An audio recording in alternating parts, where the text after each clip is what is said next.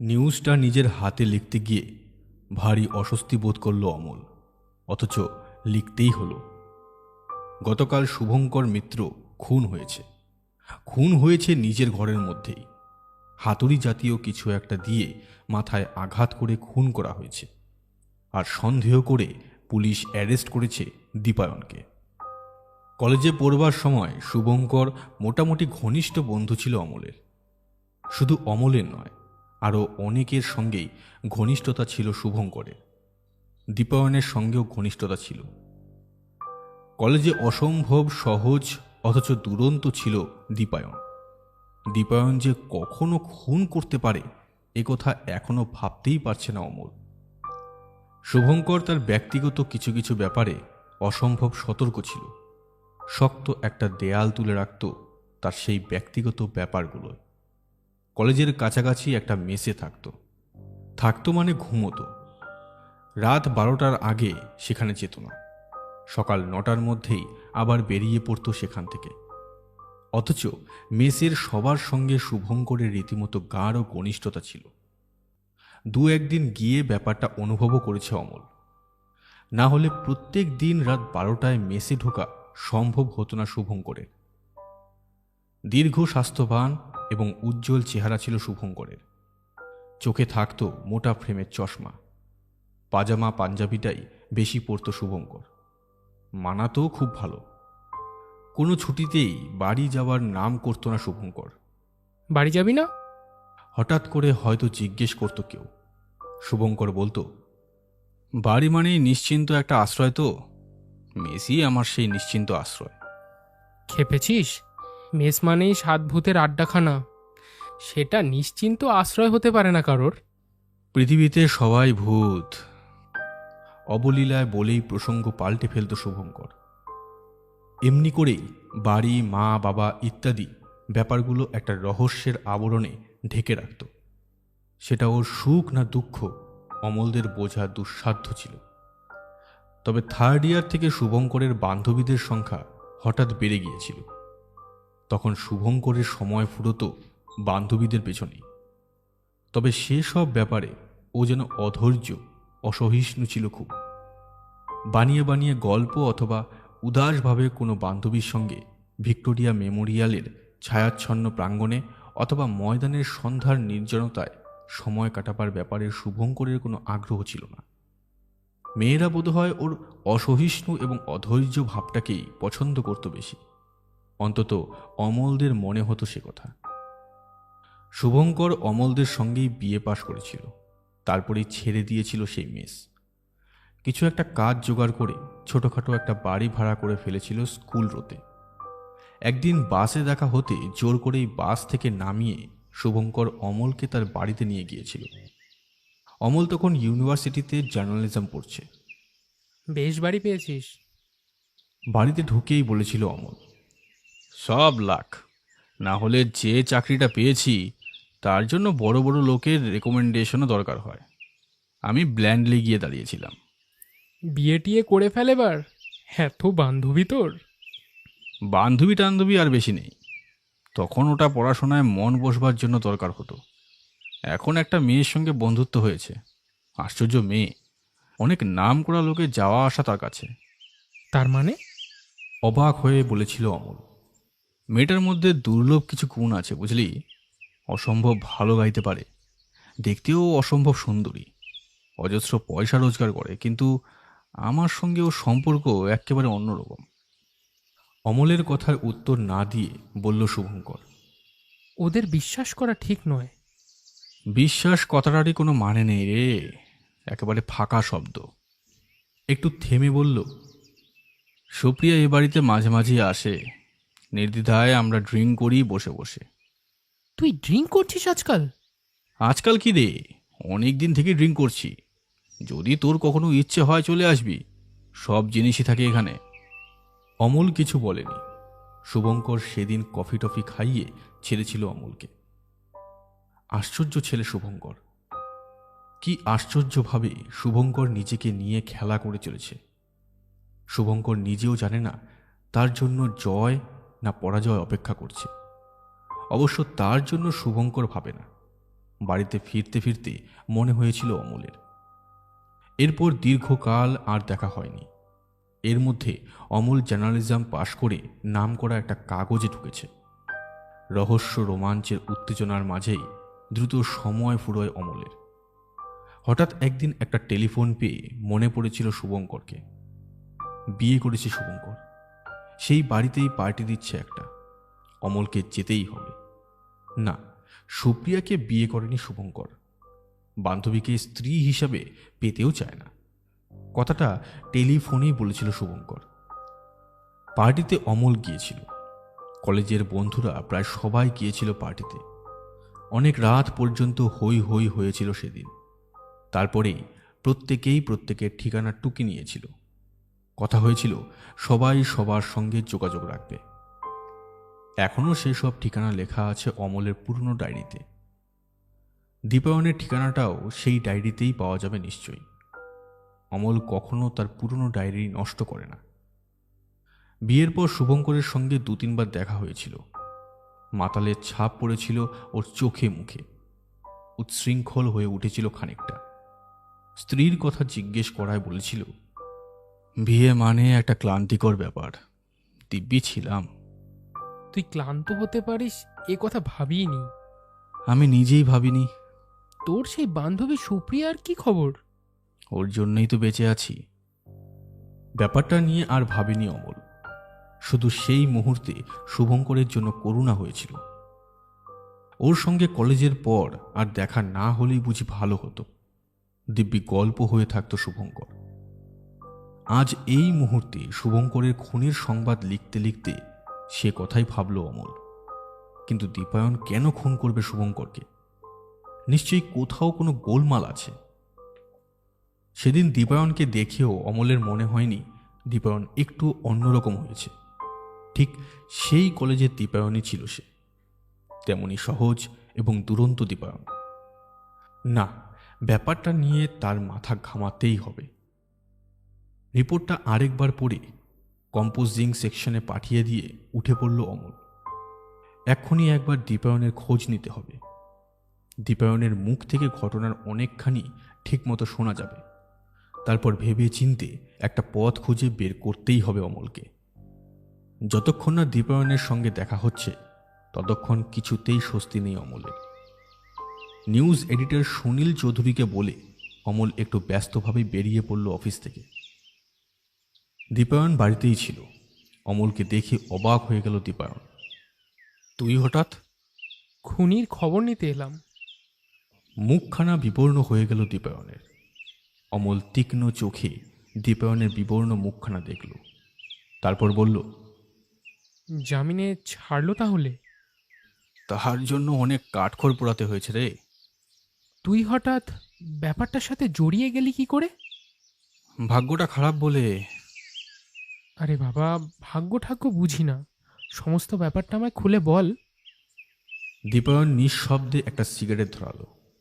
এক মুখ ধোঁয়া উড়িয়ে দিল। ছাদের দিকে তাকিয়ে মনে মনে বোধহয় গুছিয়ে নিয়ে সমস্ত ব্যাপারটা বলে ফেলল। গত পরশু সন্ধ্যাবেলা শুভঙ্করের কাছে গিয়েছিল দীপায়ন। ইদানিং অসম্ভব মদ খেত শুভঙ্কর, রেসও খেলত। খানিকটা বীতস্পৃহ হয়েছিল জীবনের প্রতি। বেঁচে থাকার যেন একটা অভ্যেস হয়ে উঠেছিল। সে কথা দীপায়নকে বলতো মাঝে মাঝে। সুপ্রিয়া এলে দীপায়নকে খবর দিত। তখন সহজ হয়ে উঠত শুভঙ্কর, এবং দীপায়নও চাইত সুপ্রিয়ার মতো একজন বান্ধবী থাকুক শুভঙ্করের। অন্তত বেঁচে থাকবার শক্তি শুভঙ্করকে দেবে সে। শুভঙ্করের স্ত্রী রীতার সঙ্গে ঘনিষ্ঠতা নেই দীপায়নের। আলাপ আছে, শুভঙ্করের জন্য গেলে 2-1টা কথা হতো কেবল। অবশ্য শুভঙ্করও চাইত না দীপায়ন তার স্ত্রীর সঙ্গে ঘনিষ্ঠতা করুক, কারণ শুভঙ্করও বলতো রীতাকে বিয়ে করা তার চূড়ান্ত একটা ভুল। রীতাকে দেখলেও যেন দীপায়নের মনে হয় সে কথা। অসম্ভব উগ্র এবং জেদি রীতা। শুভঙ্করকে সে সহ্য করতে পারত না। তার ব্যবহারে প্রায় সময় স্পষ্ট হয়ে উঠত তা। শুভঙ্কর মাঝে মাঝেই টাকা ধার নিত দীপায়নের কাছে। হঠাৎ একদিন শোধও করে দিত। কখনো ধারটা রাখতে চাইত না। অবশ্য দীপায়ন কখনো টাকা ফিরে চাইত না।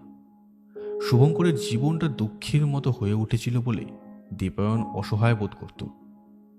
গত পরশু শুভঙ্করই ডেকেছিল তাকে, না টাকার জন্য নয়, বরং ধার শোধ দেওয়ার জন্য।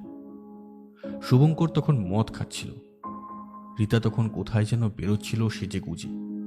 দীপায়নকে দেখে কেবল বলেছিল, যান, আপনার মাতাল বন্ধু আপনার জন্য বসে আছে। রীতা বোধহয় জানত দীপায়নের আসবার কথা, অন্তত দীপায়নের সে কথাই মনে হয়। শুভঙ্কর দীপায়নকে দেখে বলেছিল, ওই যে পেপার ওয়েটের তলায় ঘামটা আছে, ওটা নিয়ে নে, ওতে তোর টাকাগুলো আছে। টাকার ঘামটা তুলে নিয়ে পেপার ওয়েটটা নাড়াতে নাড়াতে দীপায়ন গল্প করেছিল কিছু সময়। তার মধ্যেই হঠাৎ হাত ফসকে পেপার ওয়েটটা গড়িয়ে টেবিলের এক কোনায় গিয়ে পড়েছিল। দীপায়নের পক্ষে সেটা তুলে আনা অসুবিধে বলে শুভঙ্করই সেটা তুলে আনতে দেয়নি। দীপায়ন আর বেশি বসেনি।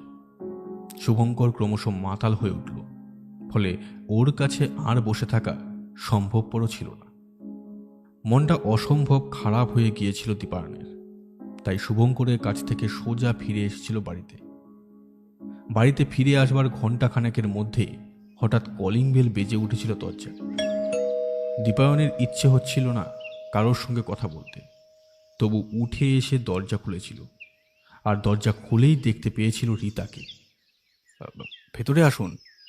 দীপায়ন ভেতরে নিয়ে এসেছিল রীতাকে। আপনার বন্ধু বোধহয় মদ খেয়ে খুব বাড়াবাড়ি করছিল। টেবিলের সামনে বসে রীতা বলল, শুভঙ্করের কথা বলছেন? হ্যাঁ। আমি ঠিক বুঝতে পারছি না আপনার কথা। খানিকটা অস্বস্তিকর ভাবেই বলেছিল দীপায়ন। বাইরে থেকে ঘরটা তালাবন্ধ দেখেই বুঝতে পেরেছি ও মদ খেয়ে বাড়ি বাড়ি করছিল বলে আপনি তালাবন্ধ করে এসেছেন ঘরটা। যাকে, চাবিটা দিন আমায়। হুম, ওকে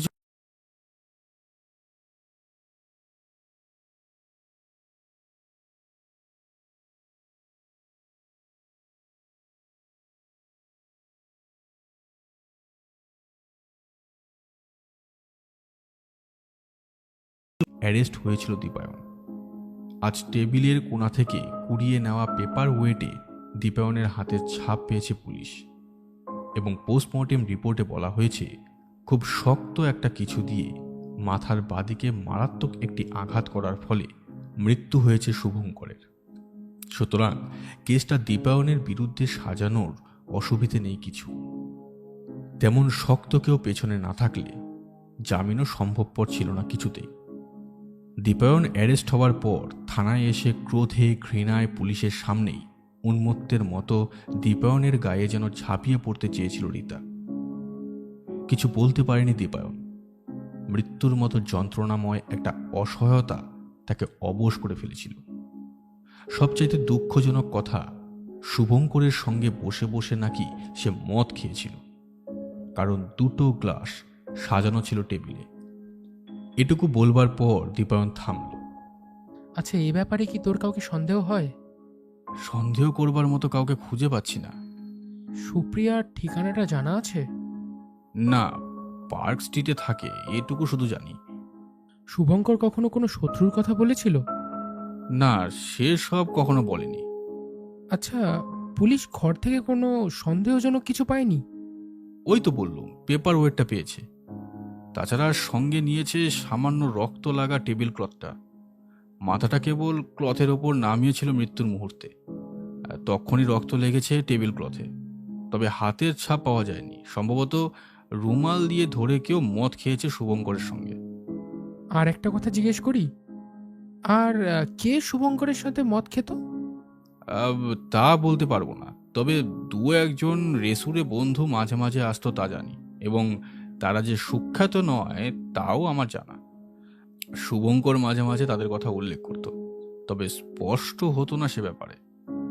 রবিবার সন্ধ্যায় তোর টাকা দিয়েছে, নিশ্চয়ই শনিবার মাঠে কিছু পেয়েছিল। সেসব নিয়ে গোলমাল হওয়াটাও বিচিত্র নয়। অমল একটু ভেবে বলল। দীপায়নের মুখটা যেন উজ্জ্বল হলো কিছুটা, কিন্তু পর মুহূর্তেই ম্লান হয়ে গেল। বলল, তাতে আমার লাভ কি? প্রমাণ সবই তো আমার বিরুদ্ধে। তবু একবার চেষ্টা করতে দোষ কি? তাদের ঠিকানা কে বলবে? নামও তো কারো জানা নেই। সেটাই খুঁজে দেখতে হবে। হতাশ গলায় দীপায়ন বলল, মনে হয় খুঁজেও লাভ নেই রে। তবে দ্বিতীয় গ্লাসটাতে কে মদ খেয়েছিল শুভঙ্করের সঙ্গে এটা খুঁজে বের করার চেষ্টা তুইও করবি। যদি তাকে পাওয়া যায় সমস্যার অনেকটাই সমাধান হয়ে যেতে পারে। বলে উঠে পড়ল অমল। তারপর বলল, এর মধ্যে কিছু ঘটলে আমায় একটা ফোন করিস। তবে আগামীকাল পেপারে রিপোর্টটা বেরোচ্ছে, অন্তত কাটিংটা রেখে দিস। শেষ কথা হেসে বলল অমল। চলে যাচ্ছিস এক্ষুনি? হ্যাঁ, দরকার হলে আবার আসবো। বেরিয়ে পড়ল অমল। এবার একটু ঠান্ডা মাথায় ভাবতে হবে, না হলে দীপায়নকে নির্দোষ প্রমাণ করে বের করে আনা যাবে না। কারণ চক্রান্তটা দীপায়নকে ঘিরে। এমনভাবে সেটা হয়েছে যে দীপায়নের বেরিয়ে আসবার কোনো পথ নেই। ট্রামে বাসে উঠবার মতো মন নেই আর। অমল একটা ট্যাক্সি ডেকে উঠে পড়ল। রীতাকে নিজের পরিচয় দিতেই অমলকে চিনল রীতা। ক্রোধে এবং ঘৃণায় কুঁচকে বলল, আপনাদের আর বিশ্বাস করতে পারি না, যারা বন্ধুকে মদ খাইয়ে হত্যা করে। অমল ঠিক এমনই একটা বক্তব্যের মুখোমুখি হবে বুঝতে পারেনি। সুতরাং প্রথমটা বিপন্ন বোধ করল। তারপর খুব দ্রুত সোজা হয়ে উঠল ভেতরে ভেতরে। তারপর বলল, দীপায়ন শুভঙ্করকে ভালোবাসত, কখনোই সে শুভঙ্করকে খুন করেনি, আর করতেই পারে না। সমস্ত প্রমাণ কিন্তু দীপায়নের বিরুদ্ধে। চাপা ক্রোধে বলল রীতা। সেটা ওর কপাল। না হলে শুভঙ্করের সঙ্গে ওর এমন কোনো স্বার্থের সম্পর্ক নেই যে যার জন্য ওকে এমন নৃশংসভাবে খুন করতে পারে। আপনি বোধহয় জানেন না, শনিবার রেসে অনেক টাকা পেয়েছিল শুভঙ্কর এবং সে টাকাটা নিজের কাছে ড্রয়ারে রেখেছিল। সে টাকাটা আর খুঁজে পাওয়া যায়নি। পুলিশকে টাকাটা সম্পর্কে ইচ্ছে করেই বলিনি আমি। সব গুণ ছিল শুভঙ্করের। রেসের কথাটা আর নাইবা জানলো তারা। দীপায়নের সম্পর্কে টাকার ব্যাপারে কেউ কিছু বলতে পারবে না, অন্তত আমার এটাই বিশ্বাস। আপনার বিশ্বাসের মূল্য আমি দেব একথা ভাবলেন কি করে? অমল হঠাৎ খানিকটা অসহায় বোধ করল। কয়েক মুহূর্ত নিঃশব্দ রইল। তারপর মৃদু স্বরে বলল, আমি বুঝতে পারছি শুভঙ্করের মৃত্যু আপনাকে আঘাত দিয়েছে। রীতা কিছু বলল না। এবার সুপ্রিয়ার প্রসঙ্গ তোলা উচিত মনে মনে ভাবল অমল। কিন্তু কিভাবে তোলা যায়? না, কোনো আড়ালের প্রয়োজন নেই। সরাসরি জিজ্ঞেস করল অমল। সুপ্রিয়া এসেছিল একবারও? সুপ্রিয়া? জ্বলে উঠল রীতা।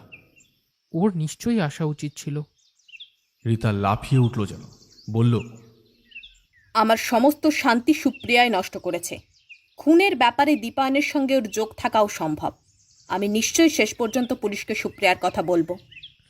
সুপ্রিয়া তো শুভঙ্করের দীর্ঘদিনের বান্ধবী। পথে দাঁড়ানো মেয়ে সুপ্রিয়া, ওরা যা খুশি তাই করতে পারে। ইদানিং দীপায়ন আসতো ও এলেই। জানি না কি উদ্দেশ্য ছিল। একসঙ্গে বেরিয়েও যেত ওরা দুজন। শুভঙ্করের বান্ধবী দীপায়নেরও বান্ধবী হতে পারে নিশ্চয়ই। সুপ্রিয়ার মতো মেয়েরা পয়সা পেলে সমস্ত পুরুষেরই বন্ধু হতে পারে। অমল চুপ করে রইল। আমি আর ওদের কথা শুনতে চাই না। কিন্তু শুভঙ্করের মৃত্যুর রহস্য উদ্ধার হোক, এটা আমি চাই। চমকে উঠল রীতা, বলল, তার জন্য পুলিশ আছে। পুলিশ আছে, কিন্তু তাদের যদি কেউ সাহায্য করে তাহলে আরও সুবিধা হয় তাদের। আমি শুভঙ্করের কোনো বন্ধুকে বিশ্বাস করি না। আর কিছু বলবার নেই। অমল অপমানে অস্বস্তি বোধ করল। শুধু ভাবল, ঘটনার গতি রীতাকে এমনই একটা কথা বলতে বাধ্য করেছে। কিন্তু এই মুহূর্তে আর কিছু না বলে বেরিয়ে পড়া উচিত। তাহলে আমি উঠছি। আচ্ছা, আসুন। অমল বেরিয়ে পড়ল। না, কোনো লাভই হলো না। শুধু নতুন একটা খবর পাওয়া গেল। শনিবার দিন বেশ কিছু টাকা পেয়েছিল শুভঙ্কর এবং টাকা ছিল ড্রয়ারের মধ্যে। যে মদ খেয়েছিল শুভঙ্করের সঙ্গে নিশ্চয়ই সে টাকার খবরটা জানত এবং সে সুযোগ বুঝে কাজ করে চলে গেছে। দীপায়ন তো বলেইছে অনেক কুখ্যাত লোকও আসত শুভঙ্করের কাছে এবং অমলের ধারণা 2-10 টাকার জন্যেও তারা খুন করতে পারে। কিন্তু সেই লোকটা কে? শুভঙ্করের মৃত্যুটা সত্যি রহস্যময় হয়ে উঠেছে।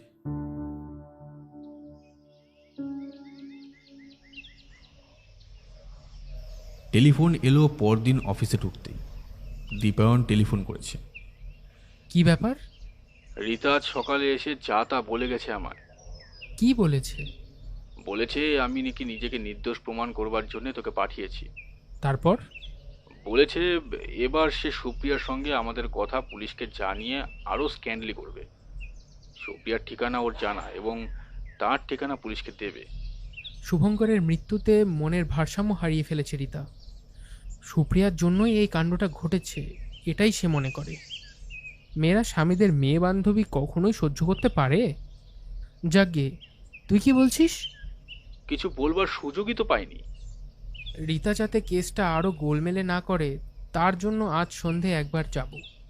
কিন্তু যা দেখলাম ভারী বিপজ্জনক হয়ে উঠেছে রীতা। কাগজে কাজ যারা করে তারা বিপদকে ভয় পায় না, সুতরাং আমিও আইনত ভয় পেতে পারি না। যাকে খুব সাবধানে এগোবি কিন্তু। সে তোকে ভাবতে হবে না। আর দু চারটে কথা বলে ফোন রেখে দিল অমর। রীতার কাছে গিয়ে আজ আরও বিনীত হতে হবে। যদিও বা রহস্যটাকে সমাধান করবার সুযোগ করতে হবে, দীপায়নকে মুক্ত করবার চেষ্টা করতে পারে। রীতার অধৈর্য আক্রোশ বাড়িয়ে দিলে হয়তো তা আর সম্ভব হবে না। দীপায়ন যে নিরপরাধ, কেবল ঘটনার আকস্মিকতায় বন্দী হয়েছে তা বুঝতে পেরেছে অমল।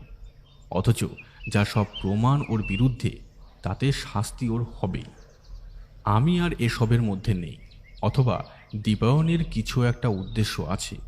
এমনই কিছু একটা রীতাকে বলতেই হবে, এবং যা করবার রীতাকে এড়িয়ে করতে হবে। তারপর ব্যাপারটা নিয়ে যত ভাবতে থাকলো তত উত্তেজিত হয়ে উঠতে থাকলো অমল। শেষ পর্যন্ত মনটাকে অন্যদিকে ফিরিয়ে দেওয়ার জন্য টেলিফোন তুলে রাজশ্রীর নাম্বারে ট্রায়াল করল।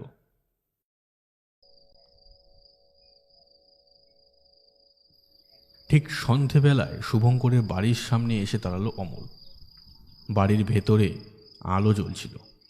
রীতা বাড়িতেই আছে তাহলে, সুতরাং খানিকটা নিশ্চিন্তভাবেই কলিং বেলের পাশে আঙ্গুল রাখল অমল। বেশ কিছুক্ষণ পর দরজা খুলে গেল। না, রীতা নয়, বলিষ্ঠ চেহারার একজন ভদ্রলোক দরজা খুললেন। বলেই দড়াম করে দরজাটা বন্ধ করে দিলেন ভদ্রলোক। অমল খানিকটা হতভম্ব হয়ে গেল। ঠিক যেন বোঝা গেল না ব্যাপারটা। লোকটি কে? কেন শুভঙ্করের বাবা এলেও রীতা এখন দেখা করবে না? না, এ সমস্যার সমাধান করা আপাতত অমলের পক্ষে সম্ভব নয়। শুধু তাই নয়, এর সমস্যার সমাধান করতে চেষ্টা করলে কেসটাকে আরও জটিল করে তোলা হবে। দীপায়নের পক্ষে তখন আর নির্দোষ হিসাবে বেরিয়ে আসা কিছুতেই সম্ভব হয়তো হবে না। অথচ দীপায়নকে যে করেই হোক বের করে আনতেই হবে। গোটা ব্যাপারটাকে গুছিয়ে ভাবতে শুরু করে অমল পথে নামল। রীতা হেঁটে ফিরছে, একটু যেন ব্যস্ত। তাহলে রীতা বাড়িতে ছিল না? ভদ্রলোক তাহলে কে? কেনই বা এমন কথা বললেন ভদ্রলোক? অমল রীতার সামনে এসে দাঁড়ালো। রীতা অবাক হয়ে বলল, আপনি? কি ব্যাপার? আপনার বাড়িতে এক ভদ্রলোক দরজা খুলে বললেন আপনার সঙ্গে দেখা হবে না কিছুতেই। আমার বাড়িতে একজন ভদ্রলোক দরজা খুললেন? প্লিজ, আপনি পুলিশে একটা খবর দিন। আমি দেখছি গিয়ে ব্যাপারটা কি হলো। কথাটা বলে আর থামল না রীতা, ছুটতে ছুটতে চলে গেল। অবাক হয়ে কয়েকটা মুহূর্ত দাঁড়িয়ে রইল অমল। না, আর দেরি করা ঠিক নয়। থানায় পৌঁছে পুলিশ নিয়ে ফিরে আসতে আধ ঘন্টা লাগবে নিশ্চয়ই। অথচ তাড়াতাড়ি ফিরলে একটা রহস্য উদ্ধার হবেই। অমল ঘুরে দাঁড়ালো। সঙ্গে সঙ্গে পুলিশের একটা জিপ চোখে পড়ল। টহল দিতে বেরিয়েছে বুঝি। হাত তুলে জিপটাকে থামালো অমল। তারপর দ্রুত পকেট থেকে আইডেন্টিটি কার্ডখানা বের করে জিপের সামনে সিটে বসা এসআই এর সামনে বাড়িয়ে ধরে বলল, আপনারা আমাকে একটু সাহায্য করবেন? কি ব্যাপার বলুন তো? যেতে যেতে বলছি, দেরি হলে কাজটা হবে না কিছুতেই। বিপন্নভাবে বলল অমল। এক মুহূর্তে কি ভেবে এসআই বললেন, উঠে পড়ুন, উঠে পড়ুন। অমল মুহূর্তে উঠে বসল জিপে। বিদ্যুৎ বেগে জিপ ছুটল। দ্রুত এসআইকে ব্যাপারটা বুঝিয়ে দিল অমল, এবং বোঝানো শেষ হবার সঙ্গে সঙ্গেই শুভঙ্করের বাড়ির সামনে দ্রুত ছুটে বেরিয়ে আসা সেই ভদ্রলোকের মুখোমুখি সশব্দে এসে দাঁড়ালো জিপ। পুলিশের জিপ থামতে দেখেই ভদ্রলোক দ্রুত উল্টো দিকে ফিরে পালাতে চেষ্টা করল। অমল চেঁচিয়ে উঠল, বলল, এই যে সেই ভদ্রলোক, ধরুন, ধরে ফেলুন। মুহূর্তে 3 জন কনস্টেবল লাফিয়ে গিয়ে ঘিরে ধরে ফেলল তাকে। অমল উত্তেজনায় হাঁপাচ্ছিল, তবু ছুটে এসে ভদ্রলোকের হাত থেকে ছিনিয়ে নিল একটা ব্যাগ। ছিনিয়ে নিয়েই খুলে দেখল তার মধ্যে মাঝারি ধরনের হাতুড়ি। এটা দিয়েই তাহলে খুন হয়েছিল শুভঙ্কর।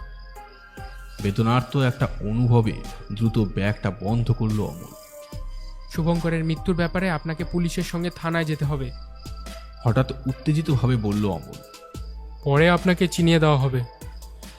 অমল এসআইয়ের দিকে ফিরল। এক্ষুনি রীতা দেবীকে ডাকতে হবে, যে না হলে সবটুকু পরিষ্কার হবে না। চলুন। প্রায় ছুটেই ঘরের দরজায় এলো দুজন। অমল উত্তেজিতভাবে দরজার বেল টিপল, কিন্তু দরজা খুলল না। চেঁচিয়ে ডাকল রীতাকে, দরজা খুলল না। দরজার ওপর সজোরে লাথি মারল, তাও খুলল না দরজা। শেষ পর্যন্ত জানালার খড়খড়ি খুলে তাকালেন এসআই। তারপর দ্রুত খড়খড়ি নামিয়ে বললেন, গলায় দড়ি দিয়ে আত্মহত্যা করেছেন রীতা দেবী। ছাদ থেকে তার শরীরটা দড়িতে ঝুলছে। অমলের সমস্ত শরীর শিউরে উঠল। দেয়াল ধরে দাঁড়ালো কিছুক্ষণ, তারপর মৃদু স্বরে বলল, আপনি সব ব্যবস্থা করুন এবার, কারণ আপাতত আমার আর কিছু করবার নেই। সে কি? অবাক হয়ে বললেন এসআই। আমি কাল থানায় যাব। ব্যাগের ভিতরে যা জিনিসপত্র আছে তার উপর থেকে ফিঙ্গারপ্রিন্ট সংগ্রহ করে রীতা দেবী আর ওই ভদ্রলোকের ফিঙ্গারপ্রিন্টের সাথে মিলিয়ে একটা রিপোর্ট তৈরি করে ফেলুন। রিপোর্টটা যত দ্রুত সম্ভব আনবার চেষ্টা করুন। খুনি তাহলে কে বলবেন না? সে আর আমাকে বলে দিতে হবে না, আপনারাই বুঝে ফেলবেন আগামীকাল। সম্ভবত ভদ্রলোকের ইচ্ছে ছিল রীতা দেবীকে বিয়ে করবার। খুনের কারণ মূলত তাই। তারপর সেখানে ইন্ধন জুগিয়েছে সুপ্রিয়া নামে একটি মেয়ে। ঘরের বাইরের পরিচয় দেহপজ্জীবিনী, কিন্তু ভেতরে ভেতরে সে সত্যিকারের বন্ধুত্বর কাঙ্গাল ছিল। আর তাই শুভঙ্করের শেষ দিন পর্যন্ত বন্ধু হয়েছিল সে। ভদ্রলোক সম্ভবত তার কথা বলেই খুনের ব্যাপারটা বাস্তব করে তুলেছিলেন। শুভঙ্করের খুন হওয়ার আগে এই ভদ্রলোকটি রুমাল দিয়ে গ্লাস ধরে মদ খেয়েছিলেন শুভঙ্করের সঙ্গে, তাই গ্লাসে কোনো আঙ্গুলের ছাপ পাওয়া যায়নি। যাকগে, সব আপনি এই ভদ্রলোকের কাছ থেকেই জেনে নেবেন। রীতার আত্মহত্যার খবর পেয়ে সব স্বীকার করবেন ভদ্রলোক। বলে অমল আর দাঁড়ালো না। ব্যাগটা এসআইয়ের হাতে দিয়ে ঝড়ের মতো ছুটে এসে একটা ট্যাক্সি নিয়ে সোজা চলে এলো বাড়িতে। ঘটনার আকস্মিকতা সত্যি আশ্চর্য রকম ক্লান্ত করে ফেলেছে অমলকে। অমল যেন আর দাঁড়াতেও পারছিল না।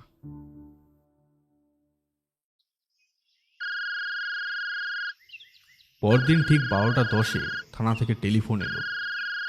অসহ্য উত্তেজনায় ছটফট করছিল অমল, কিন্তু টেলিফোন করতে ভরসা পাচ্ছিল না, ঠিক যেন পরীক্ষার রেজাল্ট শোনা। অমল নিজের নামটা বলেই উত্তেজিত গলায় বলল, বলুন। আপনি যা যা বলেছিলেন সবই ঠিক। ভদ্রলোক রীতা দেবীর আত্মহত্যার খবর পেয়ে পুরোপুরি ভেঙে পড়েছেন এবং সব স্বীকারও করেছেন। রীতা দেবীকে তিনি বিয়ে করতে চেয়েছিলেন। মদ খেয়ে গ্লাসটা রুমাল দিয়ে ধরে সুপ্রিয়াকে ব্যবহার করে রীতাকে উত্তেজিত করার জন্য। আর দীপায়নবাবু মানে ওই শুভঙ্কর বাবুর বন্ধু, তার সাথে সুপ্রিয়া দেবীর ব্যাপারটা জড়িয়ে ফেলে তাকে ঠিক মতো ব্যবহার করে খুনি সাব্যস্ত করতে চেয়েছিলেন। তবে জানতেন না পেপার ওয়েটে আঙ্গুলের ছাপ তাকে আরো জড়িয়ে ফেলেছে। রীতার রাগটুকু কেবল সবার চোখে ধুলো দেওয়ার জন্য, সেও ভদ্রলোকের নির্দেশেই। গতকাল হঠাৎ আপনি যাওয়ায় ঘাবড়ে গিয়েছিলেন ভদ্রলোক। রীতাও পুলিশকে ডাকতে বলে বোকামি করে ফেলেছিল। হাতুড়িটা বাড়িতেই ছিল, সেটা নিয়েই ভদ্রলোক পালিয়ে যেতে চেয়েছিলেন। প্রমাণটা লোপ করে ফেলতে চেয়েছিলেন। রীতা কিছু একটা অভিনয় করত পুলিশ এলে। কিন্তু খুনিকে? রীতা দেবী। রীতা? হ্যাঁ, ব্যাগে যে হাতুড়িটা ছিল তার মাথায় রক্তের দাগ ছিল। টেবিল ক্লথে লেগে থাকা শুভঙ্করের রক্তের সঙ্গে তা মিলে গেছে। আর হাতুড়ির হাতলে রীতা দেবীর আঙ্গুলের ছাপ পাওয়া গেছে। সব শুনে ভদ্রলোকও স্বীকার করেছেন। মদে বেহুশ হয়ে যাওয়ায় শুভঙ্করকে উত্তেজিতভাবে হাতুড়ি দিয়ে আঘাত করে খুন করেছেন রীতা দেবী। এবং সে ব্যাপারে তিনি তাকে উৎসাহিত করে তুলেছিলেন। অমল কিছু বলতে পারল না। এসআই ফের বললেন, শিগগিরই আপনি চলে আসুন। আপনাকে মুখোমুখি অভিনন্দন না জানাতে পারলে আমি আনন্দ পাচ্ছি না। আপনার জন্যই আমরা সবাই অপেক্ষা করে আছি। টেলিফোন নামাবার শব্দ হলো ওদিকে। অমল কিন্তু অনেকক্ষণ টেলিফোন নামাতে পারল না।